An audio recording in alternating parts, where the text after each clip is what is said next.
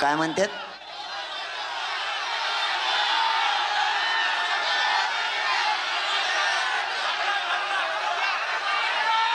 हा हा हा, येवला होय. मला वाटलं काय तुमच्या येवल्याचं ह्या वेळेस नाव पवित्र होणार आहे, काळजी करू नका तुम्ही. येवल्याला लागलेला डाग धुतला म्हणून समजा, काळजीच करू नका. त्याचा कार्यक्रमच लावतो. जेव्हा जेव्हा मराठा आरक्षणाच्या आणि मराठ्यांच्या विरोधात आला आणि मराठ्याला त्रास दिला, त्याचा कार्यक्रम झालाच म्हणून समजा. मग तो कोणी पण असू द्या, महाराष्ट्रातला कोणी पण असू द्या. देवेंद्र फडणवीसने सगळ्याला पाणी पाजिले, पण त्याला मी असा वस्ताद भेटलो, त्याला काय करावं सुचत नाही. तुम्ही बाकीची काळजी नका करू. काय प्रॉब्लेम आहे रे दोघा तिघाचा? मग आता बोललो ना मी, चल खाली बस नाही तर बाहेर होय, चल बस खाली. बाकीचे काही इथं आलेले येडे समजतो का तू? की आरक्षणासाठी आले, तू का आरडायला आला का? चल होय बाहेर. तुला तीनदा गोडी सांगितल्याला नाही कळलं? मराठा समाजाच्या वेदना या सरकारच्या लक्षात नाही आल्या. शेवटी यांनी सगळ्यांना मिळून मराठ्यावर अन्याय करायचा ठरवलंय. खुर्ची आणणार आहे, जाऊ द्या खालीच बसवतो. मला नाही दम निघत, काय करू यार. मला तुमच्या वेदना बसू देत नाहीत, मग शरीर मला दम धरे नाही. आता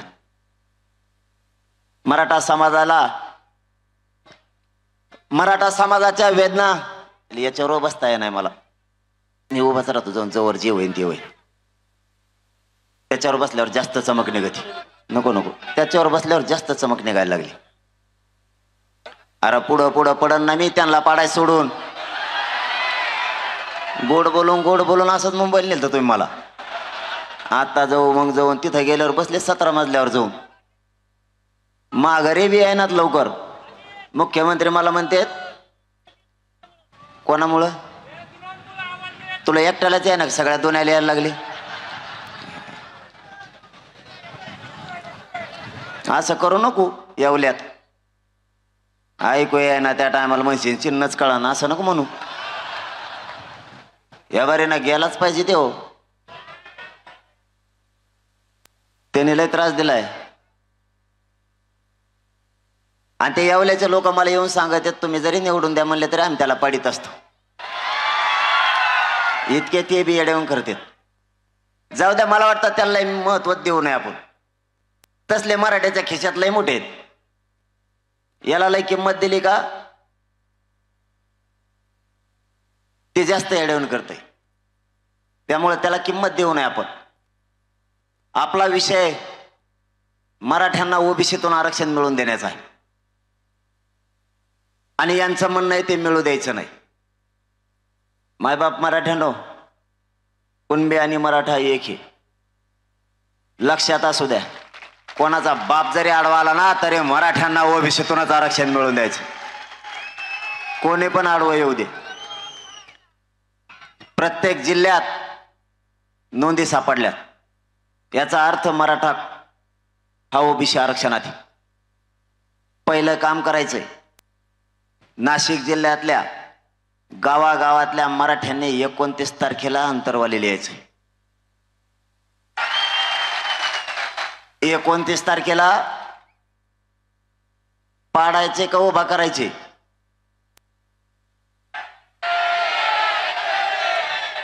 तुम्हाला आता शेवटचं सांगतो.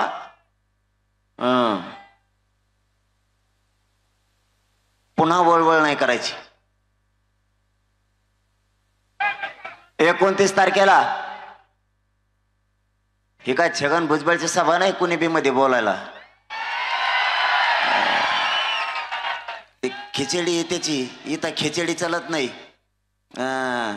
इथं राईट कार्यक्रम लावणारे मराठीत आम्ही. ए यार बसू द्या. आता काय नाही करीत तो. आता मग एका चाट्यात आलाय तो. याच्यानंतर नुसते ओळवळ करून द्या, भुजबळ सहित त्याला उचलतो. सर का बाजूल तुम्ही, त्याची कायमची बडबड बंद झाली पाहिजे. कारण यांचं औषध माझ्या जवळच आहे. देवेंद्र फडणवीसला सुद्धा मॅच औषध दिलंय. छगन भुजबळला दिलं, पण कालपासून बोलायला लागलंय ते. त्याला वाटलं असं कवर मागं राहावा, येव पडणार आहेत आपण आणि तेव्हा पडणार आहेत, बोलून तर घ्या. मराठा हा ओबीसी आरक्षणात आहे. आपल्याला ओबीसीतून आरक्षण मिळवायचंय. काही झालं तरी हरकत नाही. ओबीसीतून आरक्षण मराठ्यांना मिळवून द्यायचंय म्हणजे द्यायचंय. सगळ्या पक्षातल्या मराठ्यांनी जागे व्हा. मराठ्याला अशी संधी पुन्हा येणार नाहीये. पक्षाला आणि नेत्याला बाप मानण्यापेक्षा जातीला बाप माना.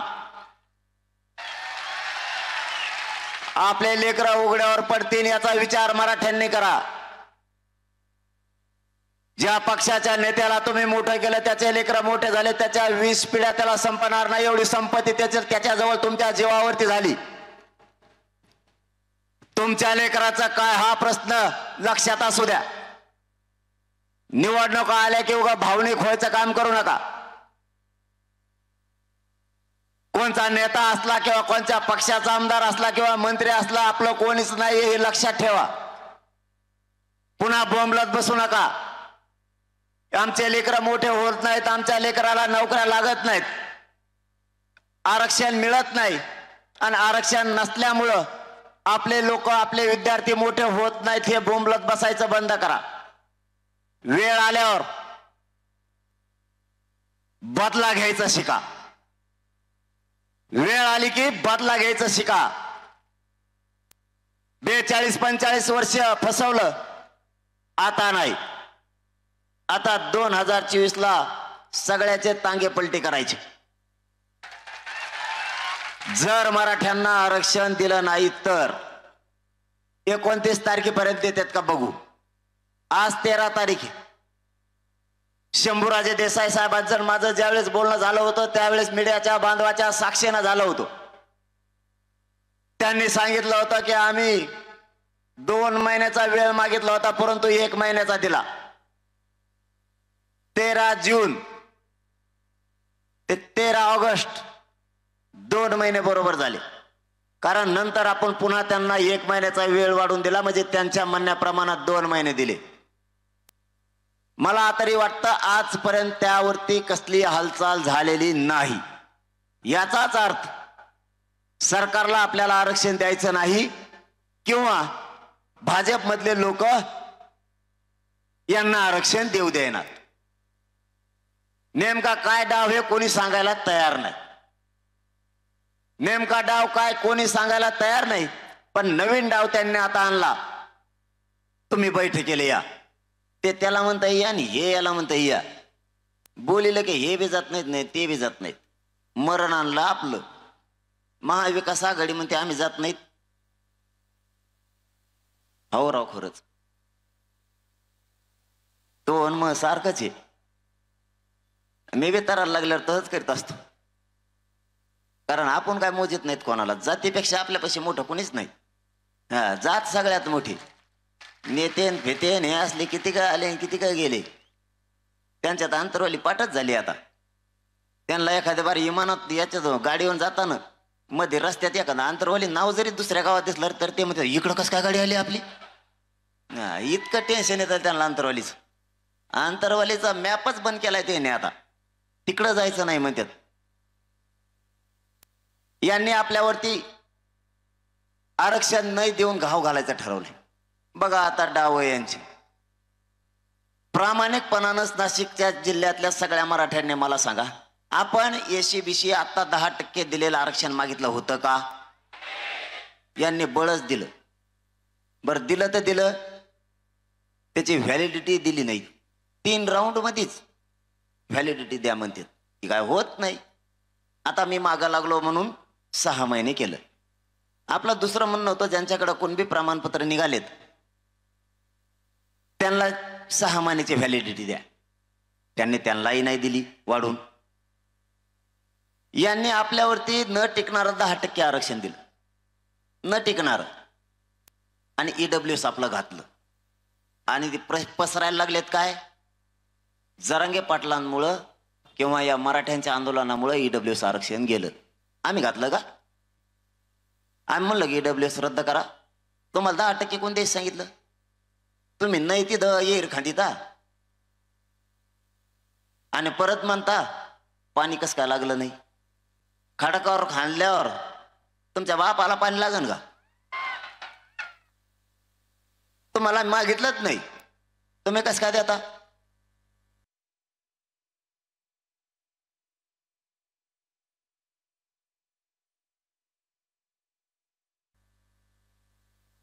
आणि आता म्हणतायत ते आरक्षण आमच्यामुळे गेलं आणि आमच्या लेकराचं वाटोळं करायला लागले. हे मराठ्यांच्या लक्षात आलं की हे प्युअर खोटं बोलायला लागले. आणि हे सांगायला कोण आहे, समजून सांगायला? ते मुंबईचं नाही का ते मावशी, ती येडपट त्याचे, ते नाही, दुसरंच नाव आहे त्याचं काहीतरी. हा तेच माया विरोधात हे सगळे विधान परिषदेवर गेलेलेच आमदार बोलत आहेत. पटांगणाला बोलतच नाही. जेव्हा विधानसभेला उभा राहणार आहे ना, ते म्हणतो नको, त्याला बोललं की पडतच माणूस. कारण आता कसा कचका दाखला लोकसभेला यांना अशी जिरली नाही यांची तेव्हापासून. तुम्हाला बी मानावं लागन, तुम्ही लय हुशार येत राहो. मी नुसतं पाडा म्हणलो, तुम्ही राईटच पाडिलो. एक जण तर तुमचे झालं तो बात नाही राहिलं.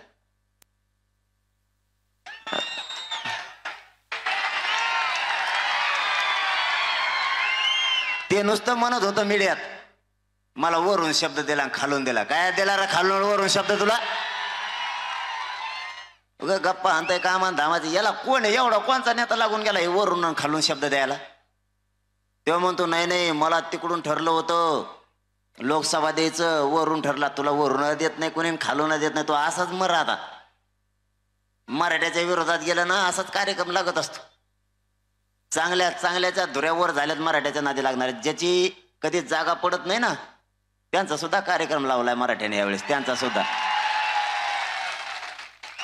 आमच्या मराठवाड्यात एक जणाची तर 5,000ची लीड तोडायला इतका फेस पाडा होता. इतकं बेकार काम आहे मराठ्याचं. मराठ्याचं नादेल मराठ्याच्या नादी लागलं का असं होतं. आपल्याला 29 तारखेला ठरायचं लढायचं का पाडायचे.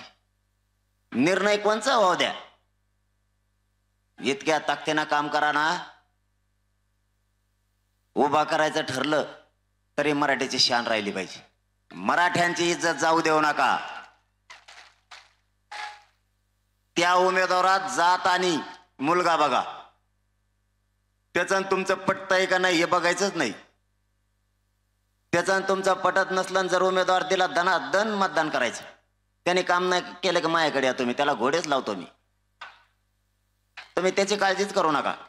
फक्त यावेळेस जर उभा करायचं ठरलं तर ताकदीनं मतदान करायचं. सगळ्यांनी डोळ्यासमोर ठेवायचा मुलगा आणि जात.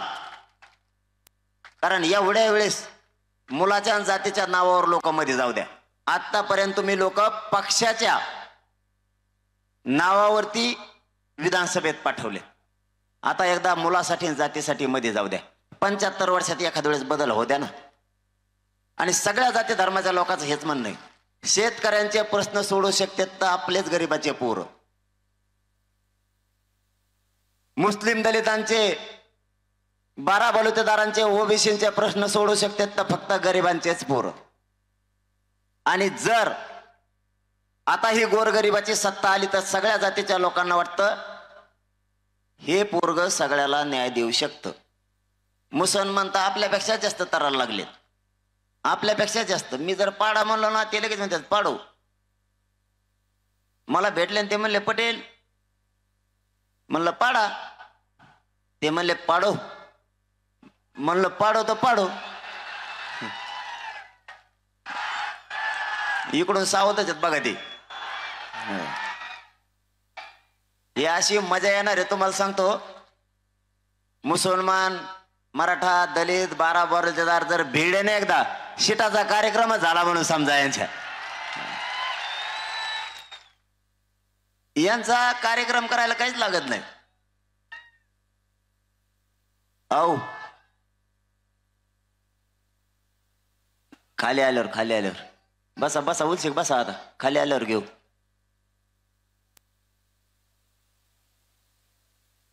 आपल्या मराठा समाजानं एकजूट दाखवल्याने सगळ्या जातीच्या मनात आशा पल्लवित झाल्यात. प्रत्येकाला वाटायला लागलं गोरगरिबाची आणि शेतकऱ्यांची सत्ता येऊ शकते, गोरगरिबांना न्याय मिळू शकतो, हे प्रत्येकाला वाटायला लागलं.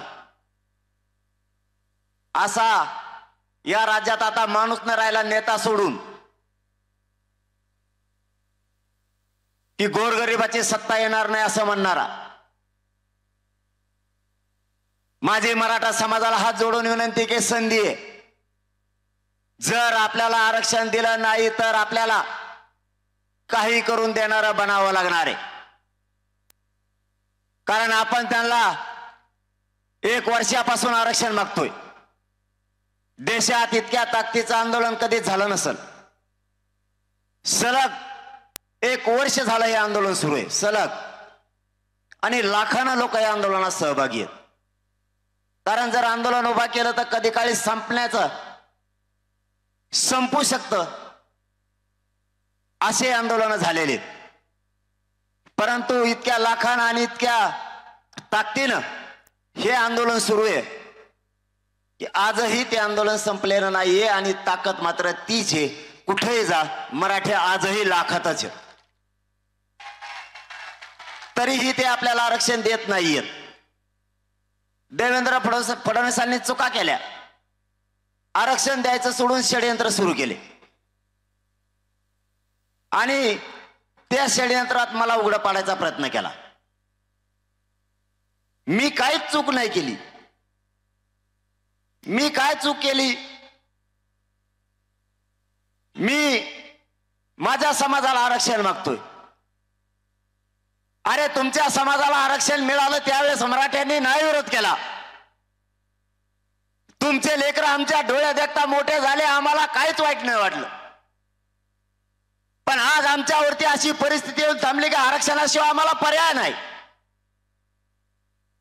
तर तुम्ही सगळेजण मिळून आमच्या आरक्षणाला विरोध करायला लागलात. हीच का तुमची नियत की मराठा समाज तुम्ही संपवायला निघालात? शेवटी मराठ्यांच्या नादाला लागल्यावर चांगल्या चांगल्याला या मराठ्यांनी पाणी पाजलेले. तुम्हाला पाणी पाजायला वेळ सुद्धा मराठे लागू देणार नाहीयेत. तुम्हाला नेमकं झालंय काय? मी काय केलंय? मराठा समाजाला आरक्षण मागितलं, ही का मी चूक केली का?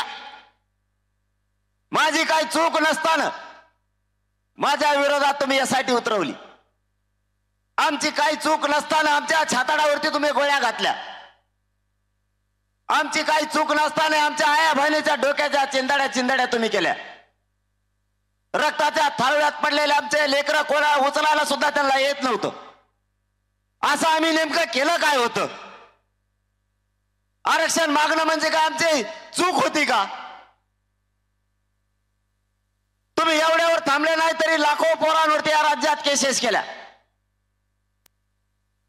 फडणवीस साहेब, तुम्ही या छगन भुजबळचा ऐकून किती त्रास दिला तरी हे मराठे तुम्हाला पुरून उरल्याशिवाय शांत बसणार नाहीत. तुम्हाला आणखीन या नाशिकच्या पवित्र भूमीतून सांगतो, फडणवीस साहेब, तुम्हाला या पवित्र भूमीतून सांगतो नाशिकच्या, माझ्या नादाला लागू नका, आरक्षण द्या. नसता मुळात जळसकट तुमचा भाजपाचे उमेदवार उकळून फेकल्याशिवाय मी शांत बसणार नाही.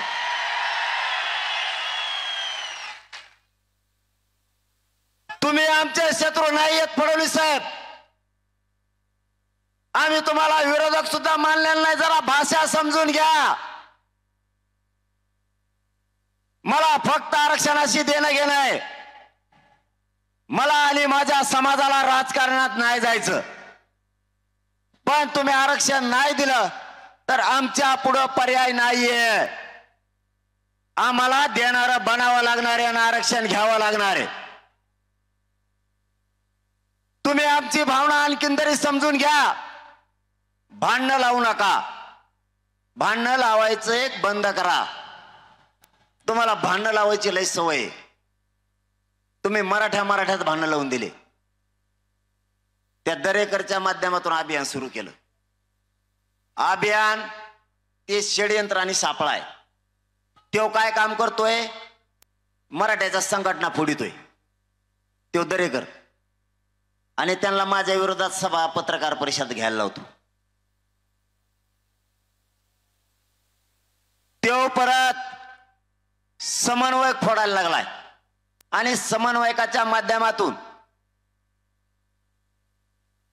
ऐका काय असतं, शेवटी आपल्यावरती चांगले संस्कार आहेत, समजून घ्या. मला काय सांगायचं तुम्ही समजून घ्या. ते आत्ता ज्या बंधूंनी घोषणा दिली नका देऊ, त्याचं कारण सांगतो. शेवटी संधी देणं गरजेचं आहे. समजून घ्या मला तुम्हाला काय म्हणायचं. मी एवढा संयमी आहे ना, म्हणून मराठ्यांच्या पदरात बरंच आरक्षण मिळालंय. घोटाळा जर असतो ना, आंदोलन बेमोड असतं, मराठ्याला यांनी काही मिळून सुद्धा दिलं नसतं. मला वाटत नाही माझ्या समाजाला डाग लागावा किंवा माझ्या समाजाची शान कमी व्हावा. मी काम करतोय माझ्या समाजाची शान वाढावी म्हणून. नसता तुमच्यापेक्षा कलाकार आहे मी. तुम्ही आता म्हणलात ना, त्याच्यापेक्षा डेंजर शब्द असतात. माझी विनंती आहे नाशिक शहरातून, जिल्ह्यातून, महाराष्ट्रातल्या मराठ्यांच्या पोरांना आणि समाजाला पण, जे चुकले ते जाऊ द्या. वयानं मोठे आहेत राणेसाहेब, चुकलेत एकदा जाऊ द्या. अनुभव आहे, वयानं मोठे आहेत. एखाद्या वेळेस आपणच माफ करायचं असतं. कारण त्यांनीच त्यांच्या मनानं वयाची मर्यादा त्यांनी ठेवायला पाहिजे होती. आपलं वय काय, त्यांचा अनुभव काय, त्यांचं योगदान किती आहे याची जाण मराठ्याला हाई. पण मी त्यांचा सन्मान करतो पहिल्यापासून. आपण त्यांना दादा म्हणतो कारण त्यांचा अनुभव मोठा आहे, वय पण मोठं आहे आणि योगदान पण आहे. पण याचा अर्थ असा बी नाही की मग आम्ही तुमचा सन्मान करतो म्हणल्याच्या नंतर तुम्ही कुठं पण बोलायचं आणि काय पण बोलायचं, ते पण आम्ही नाही ऐकून घेणार ना. पोरांनी इथून पुढं त्यांच्याबद्दल बोलताना थोडं वयानुसार त्यांच्या तारतम्य बाळगा, ही माझी विनंती तुम्हाला. त्यांच्या पोराचं हो द्या काही पण, कारण ते पोरग आपण पोराचं हो द्या काही पण. परंतु त्यांचं वय मोठं आहे, त्यांचा अनुभव पण आहे. याचा अर्थ काय मी त्यांच्या पक्षाचा नाही, त्यांचा पक्षाचा दिदारा करीत आणलाय. परंतु आपल्यावरती संस्कार चांगले आहेत. राणेसाहेब वयानं मोठे आहेत, अनुभव आहे, योगदान पण आहे. पण त्यांनी सुद्धा ती मर्यादा पाळायला पाहिजे की आपल्याला या राज्यात मान आहे, सन्मान आहे. उगाच देवेंद्र फडणवीसचं ऐकून, कारण ते तुमच्या त्या नाशिकचं जसं येडं झालंय तसं ते भुजबळचं ते फडणवीस बी येडं झालंय. त्याचं ऐकून राणेसाहेबांनी कशाला टांगड्या गुतून पडायचं उगाच? काही गरज आहे का? यांच्या कशाला नादी लागायचं? मी प्रत्येक वेळेस सांगितलंय, मी त्यांचा सन्मान करतोय, त्यांनी बोलू नये. आणि त्यांना जर सन्मान शब्द कळतच नसला तर मग मी जर एकदा बिघडवतो सोडित नाही. मी हे सांगितलंय त्यांना. परत मी आजही नाशिकच्या माध्यमातून इथून सांगतो, मी पाठीमागही निलेश साहेबाला सांगितलं होतं की तुम्ही त्या दोघांना समजून सांगा, आम्ही त्यांचा सन्मान करतोय. मी जर मागं लागलो तर मी सोडणार नाहीये. त्यांनी सुद्धा याचा विचार केला पाहिजे की राज्यातली जनता आपल्याला मानणारी आहे, आपण बी कोणीकडे बी बोलू नये. कारण मी त्यांना काही बोललोच नाही, तरी ते मला म्हणले मराठवाड्यात येऊन बघून घेईन. आता मराठवाड्यात येऊन बघून काय बघणार आहेत तुम्ही? मराठवाड्यात काय साधे चित्र मराठीत होय? परत तुम्हाला येताना पश्चिम महाराष्ट्रातून यायचंय, मुंबईतून बी यायचंय, परत उत्तर महाराष्ट्राचा कोपरा लागणार आहे. आणि उत्तर महाराष्ट्रातले नाशिकचे तर आमच्या मराठवाड्याच्या पुढे आहेत. पण गरजच नाही ना. मी म्हणतो हे ऐकून घ्यायची, म्हणायची. आम्ही तुम्हाला पाय लावलाच नाही कारण आम्ही तुमचा सन्मान करतोय. तुम्ही उगाच बोलता. माझी आज खरंच मराठा समाजाला विनंती आहे, त्यांच्या वयानुसार ते बोलले तरी आपण त्यांना उत्तर नाही द्यायचं. ते पोरा सोराचं काही व्हायना, त्यांच्या पोराचं आपलं कसं का चला ना, पण शेवटी ते वयानं मोठे आहेत, त्यांचं योगदान आहे. सगळ्यांना बोलताना त्यांच्याविषयी थोडंसं सन्मानाने बोलत जा. लयच हाताच्या बाहेर विषय गेला तर बघू, लयच हाताच्या बाहेर गेल्यावर बघू ना, दमत ना व्हाया पोट्याला. यासाठी मग मुंबईला नको म्हणतो मी. आता म्हणते चला मुंबईला. काय मुंबईला रे? मुंबईला गेले घे का साधी फजिती नाही होत, माघारीचेच नाहीत. मंत्रालया पुढेच आंघोळीला बसली. लय शान आहे यार तुम्ही. मला पार तिकडे यायचे पोलिस, ते म्हणत ते उठाण राव आंघोळ करताना. आता कोण बसलाय मला काय माहित. इतके एका जणाच्या हाटला पुढेच बसले भात शिजीत. 2 घंटे झाले आता भातच शिजाना. ते परेशान झाले. पोलीस त्याच्याकडे गेले, ते म्हणले हे झोन आहे, कोणचा तरी झोन असतो ना काहीतरी, त्याला काय झोन फिन करतंय माझ्यासारखंच असं ते झोन म्हणल्यावर. तर त्याने इतका फेस लावला अंगाला. 2 घंटे झालं तरी त्याचा अंगाचा फेस निघाला आणि त्याला रोड दिसना, रोडवरच झोपलं. आणि हे पुरेच जर तिकडे गेले असते तर वाशीतच होते सगळे. वाशीतला एक बी माणूस तिकडे गेला नव्हता. तर तिथं एक 5-6 बिल्डिंग होत्या, एक तर 17 तळापेक्षा जास्त असून सगळ्यात वर बसलेली. मी बी टेन्शन मध्ये आलो, हे वर गेले कसे, कारण त्या बिल्डिंगला पायऱ्याच नव्हत्या. मुख्यमंत्री मला म्हणतात हे वर कसं काय केलं, म्हणलं मला नाही माहित. आणि ते म्हणले मुंबईत आल्यावर काय करते, म्हणलं त्यांनाच जाऊन विचार आता काय करते ती. आणि आता तर पुन्हा म्हणायला लागलेत एक चक्कर हाणून येऊ. मला बी वाटतंय जरा बरेच आमदार येऊन करायला लागलेत. मला वाटतं एक चक्कर हाणूनच यावं आपण मुंबईला. त्यांना अशी मस्ती आली. आणि कसल्या आडनावाचे परत मेळणे ताळणे कुठं होते काय होते. मराठ्याच्या जीवावर मोठाल्या झालेल्या अवलादी ह्या. असा माज आला यांना. मला वाटतं एक जर राऊंड हाणून आलं ना मुंबईला बरंच राहील. अरे काय मुंबई आपली नाही का? मग जाऊ नाही का आपण?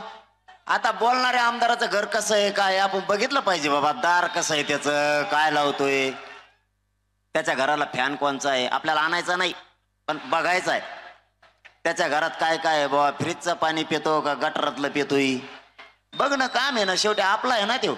आपल्या माणसाच्या घरी आपण जाऊ नाही का?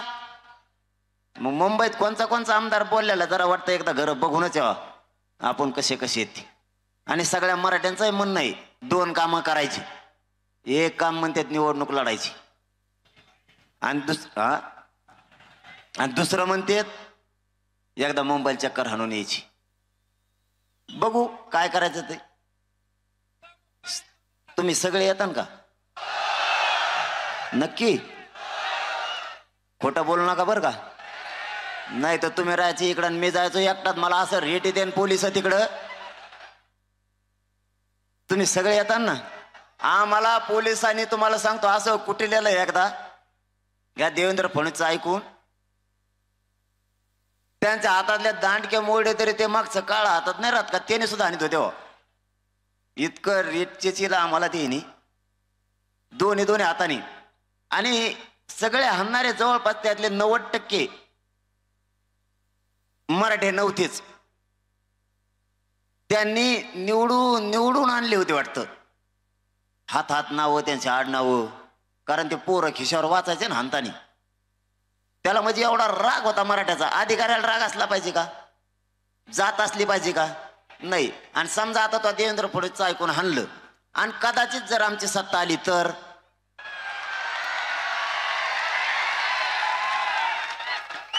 तुला आता लय झालं तर तो हाणल्याबद्दल तुला बढती दिली असं, आणि दिली पण आमच्या आई बहिणीच्या छाताडात ज्यांनी गोळ्या घातल्या त्यांना बढती दिली.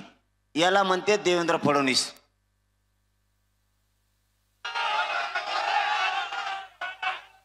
लोकांच्या आई बहिणीला जर मारलं तर तिथं बढती मिळती. आणि बऱ्याच जणाला बढती मिळाली. बऱ्याच जणाला म्हणण्यापेक्षा त्यातला एक बी घरी नाही. आता सगळेची सगळे बढत्या देऊन मोठाले अधिकार त्यांना दिलेत. आणि समजा मराठ्यांनी आणि गोरगरीब शेतकऱ्यांनी सत्ता बदलली, मग काय होईल?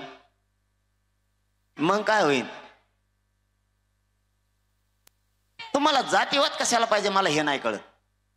तुम्हाला काय करायचं जातीवादाचं? त्याच्यामुळं देवेंद्र फडणवीसांनी आणखीन तरी शान व्हावं. शेवटी मराठ्याच्या शक्तीला कोणाची शक्ती पुरत नाही, कोणाचीच. कारण लोकात म्हणे, एकदा जर मराठे एक आले, एक तर मराठे एक येतच नाहीत, आणि मराठे जर एक आले तर इतिहास घडतो. आणि मराठ्यांनी तो आता घडिलेला आहे. माझं तुम्हाला जाता जाता एक विनंती, कारण मला बी लय वेळ दम निघा ना इतक्या, कारण नाही सांगत मी समाजाला, लय भयानक वेदना आहेत मला. रोज सलाईन चालू आहेत, रोज 5-6 सलाईन. डॉक्टरला बी कोणी पेशंट सापडक नाही, कचा कस सोया टोचित येत कुंकड बी. रक्त माया अंगात नाही, कुडून सुया आणि कुडून नाही, बोटातच टोचित येत माया. शुगर कमी झाली म्हणते, तर रक्तच नाही, शुगर कुडून तपशितो कोणाला माहित. इतकं बेजार केलंय ना मला येईनी. माया शिराला इतके बोक्षे पडलेत, कुंकड सलाईन लावले, कुंकडून बाहेर पाणी निघत आहे. डॉक्टरला सुद्धा मेळ लागत नाही. एक दिवस तर डॉक्टरांनी, सरकारी डॉक्टर पाठवले होते अंतरवालीत, त्याने माझ्या हाडकाला सुई लावली, शिर म्हणून.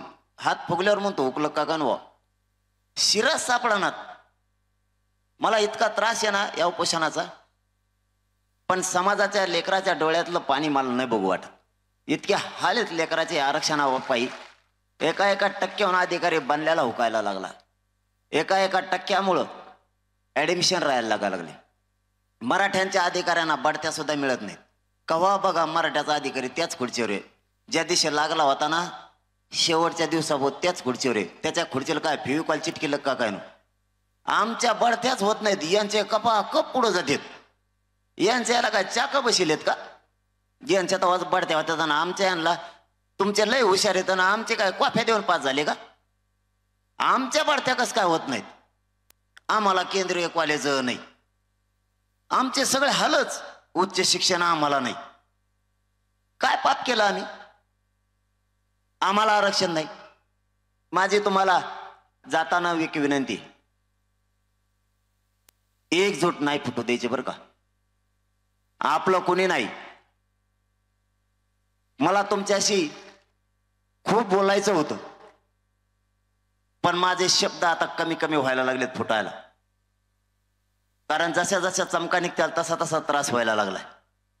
माझे मायबाप मराठ्यांना एक हात जोडून विनंती, समाज आणि समाजाचे लेकरं उघडे नका पडू देऊ बरं का. शेवटी तुम्ही ज्या पक्षाला आणि ज्या नेत्याला मोठं केलं तो आपल्या बाजूने नाही उठत. त्यांचे संसार मोठे झाले मराठ्याहो. तुमच्या लेकराच्या आयुष्याचं काय? कधी काळी तरी विचार करा आणि भानावर नाही बरं का आपल्या जात आणि जातीचे पोरं मरू द्यायचे. बघा जरा त्या लेकराच्या जवळ बसून, आरक्षण नसल्यामुळं त्याचे काय हाल आहेत. आरक्षण नसल्यामुळं मराठ्यांची किती भविष्य धोक्यात आलेत.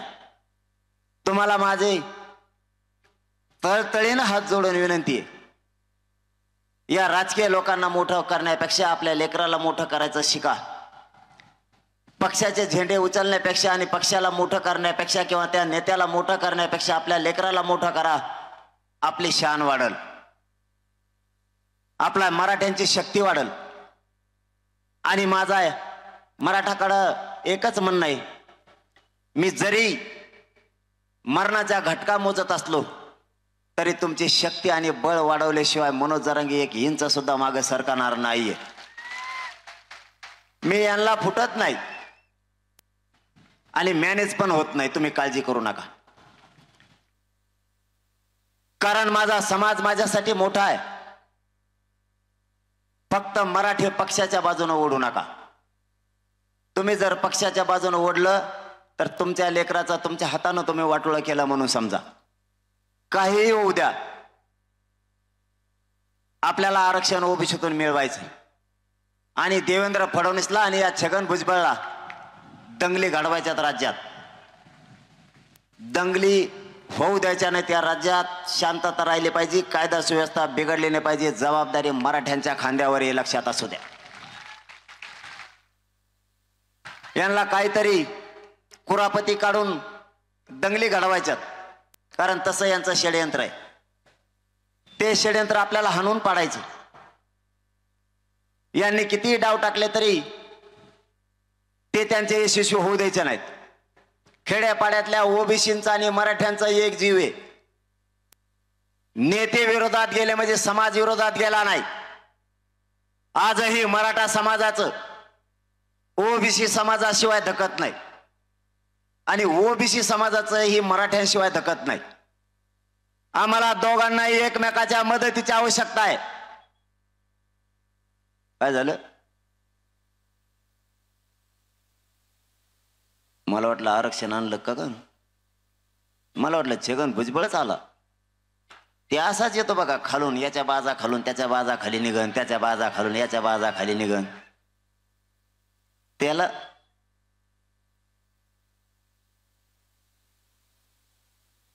तेव्हा जर देवेंद्र फडणवीस म्हणून तसं जर नाही ऐकलं तर ते बेसन भाकर खायलाच जाणार.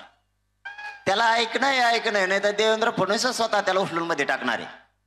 बोल नाही बोलला की टाकलाच मध्ये. त्याला असं दुहेरी संकट उभं राहिले त्याच्यावर. त्याला वाटतं नाही बोलाव तर मध्ये टाकीन म्हणतात, बोलाव तर इकडं मराठी विरोधात चाललेत. आता काय करायचं? इतकी पंचायत झाली त्याची. तशीच बहुतेक मराठ्याचे आमदार सुद्धा झाली असणार आहे. त्यांना बोलायची इच्छा नसेल पण देवेंद्र फडणवीस बळच बोलायला लावतो त्यांना, बोला बोला म्हणून. त्यामुळे इथून पुढे यांना शून्य किंमत देऊन आपण आपल्या कामात राहा. आपल्याला या राज्यात शांतता ठेवायची. काही झालं तरी राज्यात मराठ्यात आणि ओबीसीत वाद होऊ द्यायचा नाही आणि गावखेड्यात नाही सुद्धा. गावखेड्यातल्या मराठ्यांना आणि ओबीसींना वाटतंय गोरगरिबाची सत्ता येऊ शकते, ही गोरगरिबाची लाट आहे. अशी लाट कधीच आलेली नाही. म्हणून आपण ही शांतता रॅली यासाठी काढली की या राज्यात शांतता ठेवायची, पण आपल्या लेकराला आरक्षण देण्यासाठी एकजूट सुद्धा तितकीच महत्वाची आणि ते कायम तुम्ही टिकून ठेवा. आपल्याला आपल्या समाजाशिवाय दुसरं मोठं कोणी नाही आणि समाज मोठा करायचा आहे. मला एवढा त्रास असूनही मी या समाजासाठी आणि समाजाचे लेकरं मोठे व्हावेत म्हणून रात्रंदिवस झुंज देतोय. माझा दुसरा काही उद्देश नाहीये. मला नको यांचे पद किंवा मला नाही पाहिजे यांचे पैसे. मी जर एवढं निष्ठेनं लावून धरलं नसतं किंवा माझ्या समाजानं एवढ्या ताकदीनं लढा लावून धरला नसता तर आज गावाचे गावं ओबीसी आरक्षणात निघालीच नसती. कित्येक तरी पोरं आपल्या आता अधिकारी व्हायला लागले त्या प्रमाणपत्रावरती. कित्येक तरी पोरांना ऍडमिशन मिळायला लागलेत. आरक्षण नव्हतं तेव्हा पोरांनी शिकायचं सुद्धा बंद केलं होतं. त्या पोरांनी पुन्हा रिऍडमिशन घेतलेत. प्रत्येक क्षेत्रात मराठा समाज चाललाय. कुणबी हा राज्यापासून केंद्रापर्यंत चालणारा आरक्षण आहे. दिल्लीच्या संसदेत सुद्धा आपले 7-8 कक्ष अधिकारी झालेत आरक्षणाच्या जोरावरती. कारण राज्यापासून केंद्रापर्यंत जर मराठ्यांची ताकद आणि शक्ती वाढवायची असली तर तुम्हाला आधी लेकरं डोळ्यासमोर ठेवावे लागणार आहेत. आणि आरक्षणच मराठ्यांना मोठं करू शकतं हे मराठ्यांनी लक्षात ठेवा. नेता आमचा पाहुणा आहे किंवा पाहुणा लागतोय या भावनेत न येता स्वतःच्या लेकराचं वाटोळं करू नका ही मला तुम्हाला हात जोडून विनंती. मराठ्यांनी कधीतरी भानावऱ्याचं शिका सगळ्या बाजूने फक्त मराठ्यांनाच घेरलंय. सत्ताधाऱ्याने आणि विरोधकांनी दोघांनी मराठा उघडा पाडायचं ठरवलंय. दोघांचंही म्हणणं आहे मराठ्यांना आरक्षण नाही मिळालं पाहिजे आणि ओबीसीच्या नेत्याचंही म्हणणं आहे मराठ्यांना आरक्षण नाही मिळालं पाहिजे. इतकं मोठं षडयंत्र चाललेलं असताना तुम्ही पक्षाच्या बाजूने बोलताच कसे? मराठ्यांचं रक्त मराठी म्हणून कधी जागा होणार आहे? स्वतःच्या लेकराच्या बाजूने तुमचं रक्त कधी गरम होणार आहे? स्वतःच्या मुलीचं आणि मुलाचं वाटोळं होताना तुम्ही उघड्या डोळ्यानं कसं बघता? स्वतः इतके पैसे लावलेत, व्याजानं काढलेत, उस तोडलेत, वावर इकून स्वतःचे पोरं आणि पोरी शिकवल्यात. त्यांच्या डोळ्यातलं पाणी स्वतः उघड्या डोळ्यानं मराठे तुम्ही कसं बघू शकताय? तुम्हाला नेता जवळचा की तुमचे लेकरं जवळचे? नेत्याला मोठं करून तुम्हाला काय मान उंचावणार आहे? तुम्ही कोणती कॉलर टाईट करून रस्त्याने चालणार आहेत? नेत्याला मंत्री करून तुमची काय शान वाढणार आहे? त्याचेच पोरं पैसेवाले करून तुम्हाला कोणती हिंमत गाजवायची? मराठ्यांनी स्वतःचे पोर आणि स्वतःचे जात मोठं करण्यासाठी झुंजा. कोणाचे ओझे उचलायचे आपल्याला गरज नाही. स्वतःचे लेकरं मोठे करायचे शिका. स्वतःची जात प्रबळ बनवा. स्वतःची जात जर एकदा शक्तिशाली बनवली तर मराठ्यांना कोणाच्याच पुढे हात पसरायची गरज नाही. कोण नेता आणि कोणता पक्ष, त्या पक्षाला आणि नेत्याला पायाखाली तोडवा. छगन भुजबळ सारख्या पैदाशी जर आडव्या येत असल्या तर त्याला या निवडणुकीत पाडून टाका. जातीपेक्षा आणि लेकराच्या पुढं कोणत्याच पक्षाला किंमत देऊ नका. या जगात आपलं कोणी नाही. लेकरं उघड्यावरती सोडून नेत्याला मोठं करून छाती बडवीत बसू नका. मराठ्यांनी मर्दानगी जागी करा. मराठ्यातला क्षत्रिय जागा होऊ द्या. स्वतःची जात आणि लेकर संपता कामा नये. तुम्ही जातवान मराठी असाल तर स्वतःची जात आणि मुलं मरू देऊ नका. यापुढं मराठ्यांनी मुलाच्या आणि मुलीच्या डोळ्यात पाणी बघू नका. जातवान मराठी असाल तर पक्षाला महत्व न देता स्वतःचे लेकरं मोठं करण्यासाठी आता झुंज द्या. या जगात स्पर्धा वाढली. स्पर्धेच्या युगात मुलाला आणि जातीला टिकून धरा. लोक खूप पुढे गेलेत. एकजुटीच्या जोरावरती त्यांनी त्यांचा समाज मोठा केलाय. माझ्या समाजाचं काय, एवढा ध्यास घेऊन रात्रंदिवस मी जगतोय. एक एक क्षण माझ्यासाठी महत्वाचा आहे. कोणत्या क्षणाला मरण येईल मला माहित नाहीये. सगळे माझ्या हातवरती टपलेत. सगळ्यांनी मलाच उघडं पाडायचं ठरवलंय. सगळे जण दात घासून येत माझ्यावरती. माझं स्वप्न घेऊन मी उभा आहे. मला शारीरिक वेदना असल्या तरी माझ्या स्वप्नापासून मी लांब जात नाहीये. माझं स्वप्न आहे माझे मराठ्यांचे पोरं मला अधिकारी झालेले बघायचे आरक्षण देऊन. एवढ्या वेदना फक्त मी माझा समाज शक्तिशाली बनवण्यासाठी वेदना सहन करतोय. मी इंचभरही मी बघितलेल्या स्वप्नापासून बाजूला जात नाहीये. मी क्षत्रिय मराठा आहे. मराठ्यांशी गद्दारी करणारी पैदास आणि औलाद माझी नाहीये. मला नको याचा पैसा आणि पद. मला फक्त माझा मराठा समाज मोठा करायचा आहे. माझ्या समाजाला त्रास दिल्याला मला सहन होत नाही म्हणून मी वेदना सहन करतोय. माझ्या शरीराच्या वेदनेपेक्षा माझ्या करोडो समाजाच्या वेदना माझ्यासाठी महत्वाच्या आहेत. त्याला क्षत्रिय मराठा म्हणलं जातं. मैदानात उतरल्यावर मी मागे सरकत नाही. क्षत्रियांचा धर्म आहे मैदानात उतरायचं नाही.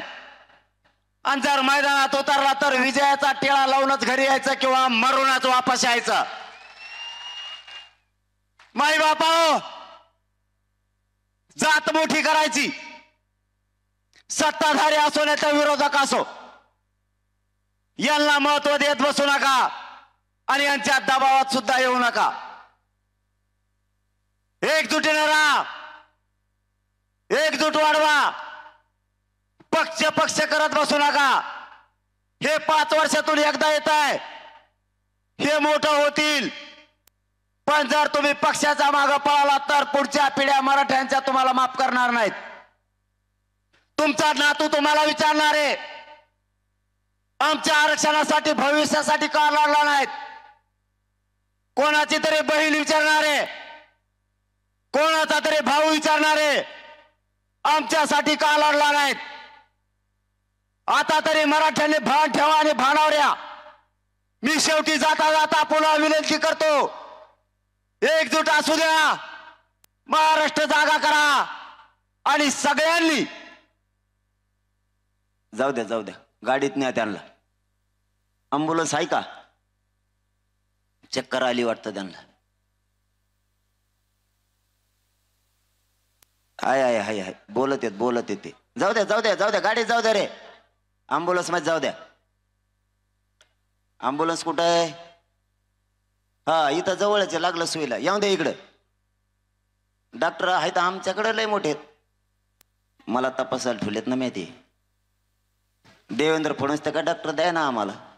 मग आम्ही आमचेच डॉक्टर केलेत. अय पेशंट बसायच्या आधीच अँब्युलन्स पळते काय? लय तापडे व देवेंद्र फडणवीसचा ड्रायव्हर.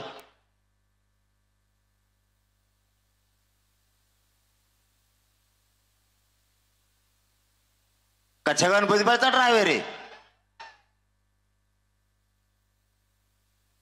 मराठा समाजाला माझी विनंती आहे, 4-5 कामं करा आणि मी बोलायचं बंद करतो, कारण मला लगेच दवाखान्यात जायला लागतंय. जर 29 तारखेला लढायचं ठरलं तर ताकदीनं काम करा. आणि एकच सांगतो, राजकीय पक्षाने जर दबाव आणला तर त्यांना घाबरू नका. जातीच्या आणि लेकराच्या बाजूने उभा राहा. आणि मतदानाला जाताना कोणी काय बघत नाही. किती त्रास दिला राजकीय नेत्यांनी, तरी मतदानाजवळ गेल्यावर आपण सांगितलं तिथं शिक्का मारा. तिथं काय त्याला दिसत नाही. याने काय केलंय? लयच दबाव आणला त्या संग छिंडा. कारण गरीबाचं भीती असते गरीबाला. पण एकजुटीनं यावेळेस पाडायचं ठरलं तरी पाडायचं आणि निवडून आणायचं ठरलं तरी निवडून आणायचं. फक्त एकच सांगतो, नाशिक जिल्ह्यातल्या गावागावातल्या मराठ्यांनी 29 ऑगस्टला अंतरवालीकडे या. आपल्याहून एक विचारानं महाराष्ट्रातल्या मराठ्यांनी ठरवू करायचं काय, एवढंच बोलतो. एकजूट कायम असू द्या. पक्षाला महत्व देऊ नका. जातीला आणि जातीच्या मुलाला बाप माना, पक्षाला आणि नेत्याला बाप मानू नका. एवढंच बोलतो आणि थांबतो. धन्यवाद. जय शिवराय.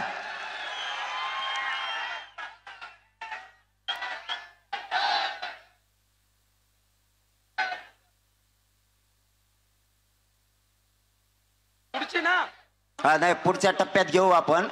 खानदेशचे तुम्ही जे विदर्भातून लोक आहेत ना, यांच्यासाठी आपण दुसरा टप्पा टाकणार आहे.